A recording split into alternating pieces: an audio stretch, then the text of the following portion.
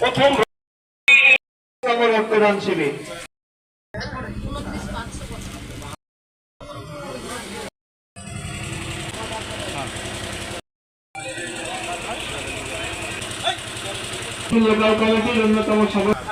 প্রথমবার? এর আগে তিনবার দিয়েছেন। কেমন লাগে রক্ত দিতে?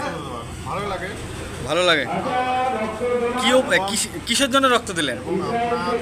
রক্তদান, হ্যাঁ, রক্তদানটা অবশ্যই দরকার। রক্তদানটা তৈরি করা যায় না। আমরা যদি রক্ত দিই তাহলে যারা মুমূর্ষ রোগী, যাদের প্রয়োজন তারা রক্ত পাবে। আমরা যদি রক্ত না দিই কোথা থেকে পাবে, তাই কি না? সেই জন্য মানুষের উপকারের জন্য এই রক্তদানটা মহৎ জরুরি।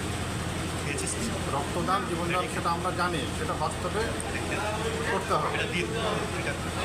কোথায় বাড়ি আপনার? কি নাম আপনার? এমডি আবু রায়হান। আমাদের বেরিয়া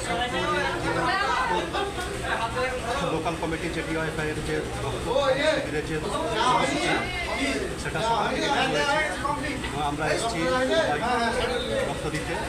আমিও রক্ত দিয়েছি, রক্ত দিয়ে নিজেকে ধন্যবাদ দিচ্ছি। আমার কারো কাজে লাগবে। রক্ত দিতে ভালো লাগে? হ্যাঁ, ভালো। এবার প্রথমবার দিলাম। এবারই প্রথম? এবার প্রথম দিলাম। কি নাম আপনার? নাজিবুল্লাহ। কোথায় বাড়ি? বলছি, নারী পুরুষ নির্বিশেষে সকলে এই রক্তদান শিবিরে এসে আর 5 জনের সঙ্গে রক্ত দিয়ে রক্তদান প্রক্রিয়া থেকে সহযোগিতা করুন।